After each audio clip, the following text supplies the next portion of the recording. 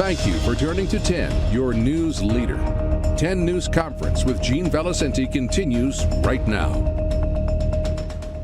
10 News Conference continues right now with Rhode Island tech businessman, data analyst, and former two-time candidate for governor Ken Block. I spoke with him about his new book called Disproven and the results of his voter fraud investigation. The day after the election, I got a phone call on my cell phone from a guy I'd never heard of before, from a phone number I didn't recognize in D.C., and his name is Alex Cannon. He was a high-level attorney for the Trump campaign, and he got right to it and asked me if I would help the campaign look for voter fraud. Help. And I was pretty stunned by that. I hadn't been applying for the job. I hadn't made it known I was eager to do it. And I thought about it overnight and called him back and said, sure, I'll do it, but you have to know that in a decade of looking at voter data, I found nothing close to what I know you need to find. And also, I'm not promising you a result, you know. I mean, what was the response to that? He said that's what we want. We want an honest assessment of what's out there. Is that what you got? That's what they got. And what was really impressive about the whole thing is that Alex was truly doing his professional due diligence as a lawyer. And as I didn't find the fraud in the data that we were looking for, he began to ask me to assess claims of fraud that came in virtually from all over the world. And those claims ran the gamut from 100 dead people were voting in Pennsylvania as determined by a funeral homeowner, all the way to 700,000 people committed voter fraud together in Wisconsin by voting twice. All of those crossed my desk and many more, and they were all wrong, usually because the people who were looking at the data didn't understand what they were doing. They made some basic mistakes. So all this data is coming into you. I mean, this is your field, data analytics, but how do you take all of this, like what was the process to boil it down to get to your conclusion? Well, I mean, it depended on what the claim was. So what the work I was originally paid to do, which was to look to see if dead voters were voting in great numbers or if people were voting twice in great numbers. We found evidence of some dead voters, but not nearly enough to matter. We found evidence of a couple hundred duplicate votes across the swing states, not enough to matter.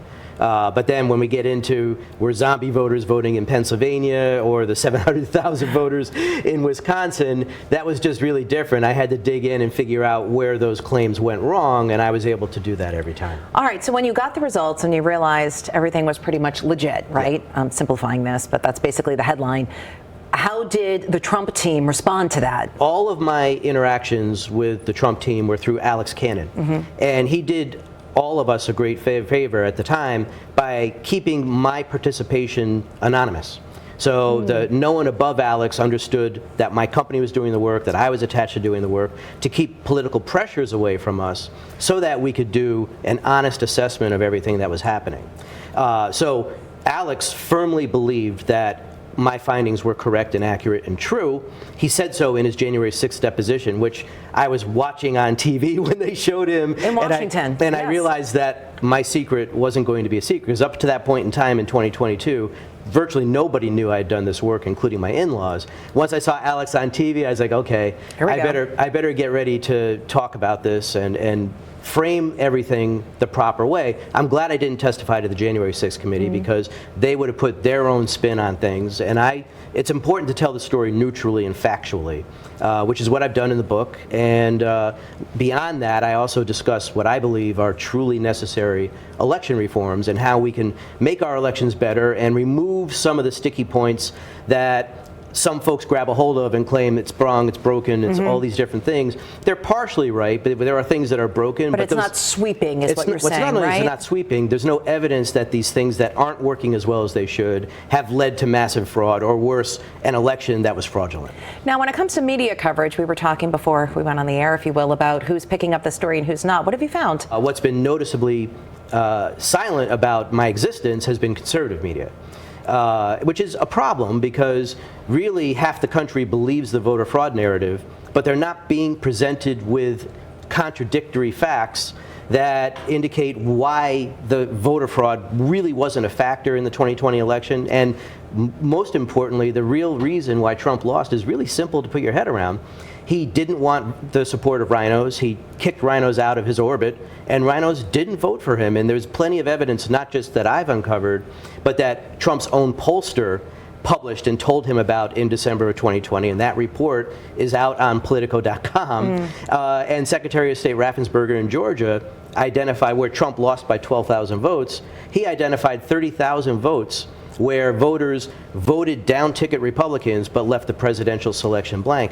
Those are the rhinos. All right, so we're going into 2024 in the same matchup again. Are we going to hear these same claims again if he loses? We're good. I think we've already been told we're going to hear the same claims again. I think that Trump's rhino problem remains, right? To win an election, you need a big tent, not an increasingly narrow tent. By the way, these elections are really squeaky close. If Trump had kept the rhinos on board in 2020, I'm very comfortable and confident saying he would have won that race, right? I mean, it was really this loss of conservative-leaning voters who chose not to vote, which was the determining factor in those races. So for some people at home who are like, I cannot deal with this anymore, all of these claims, this book is still worth reading because understanding what happened and why it happened is crucially important for everybody to know.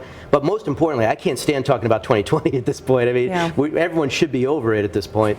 Good luck with that. But what's really important here is the reforms that I talk about, the changes that we want to make. I can already tell by talking to Democrats separately from Republicans, there's a lot of areas of agreement on making these changes. What are those areas? Well, so for example, I think that a lot of Democratic secretaries of state will tell me privately voter ID makes sense, right? Using signatures to verify who's voting is ancient, archaic, and inaccurate. If I wrote my name 20 times for you here as a signature, look different, it would look different every time. So voter ID should exist. 100%. And on another one, we have a lot of states implement elections differently. And in a circumstance where a voter votes early but then dies before the election, whether that vote counts or not depends on where that voter lives. So in Rhode Island, the vote counts, even though Rhode Island doesn't have a law that says the vote should count. Gotcha. And Rhode Island's with a third of the states by not addressing the issue in law. Another third disallow the vote, the other third allow the vote. So we have to make a decision one way or the other, right? And what Congress needs to pass some laws that take these problems where we do things differently and make them standardized across the board. And it does matter in terms of the deceased voter voting before the election and then dying. Michigan, which disallows the vote, disallowed 3,500 of those votes in 2020.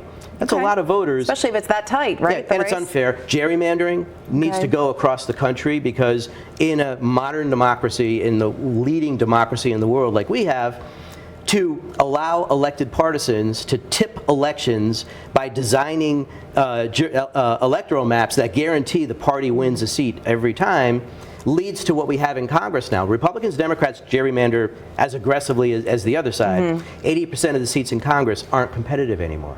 Competition is good, political competition is great, and we lack it, right? Interesting, In Russia, Putin tips the balance of his democratic elections by killing his opponents, right? Here, we allow partisan actors to effectively kill their opponents by designing election maps that those opponents can't ever win. Did you plan on writing a book, or you were planning on just going through the data and delivering a report? Right. My wife was very comfortable with me not talking about it. We literally hadn't told my in-laws about it until after the January 6th hearings. Very few people knew I had done the work. And we were happy to keep it that way, and I wasn't interested in talking about it. But some of my materials are part of the January 6th record. Alex Cannon was subpoenaed. He had to turn over documents. Subsequent, after all of that, I got subpoenaed by Jack Smith. I got subpoenaed by Ruby Freeman's legal team. I got subpoenaed by Fonnie Willis in Fulton County, Georgia. So you wanted to put it out there in your own words. Well, all of my work is now part of the public record in these court cases. So it's even more important now to describe it accurately, dispassionately and factually about what it was, what it means, and then putting aside the 2020 thing, explaining what the loss was really all about, which was the loss of moderate Republican support. But the most important thing, again, is for everybody here is we can make our elections substantially better, and we really should. There you have it.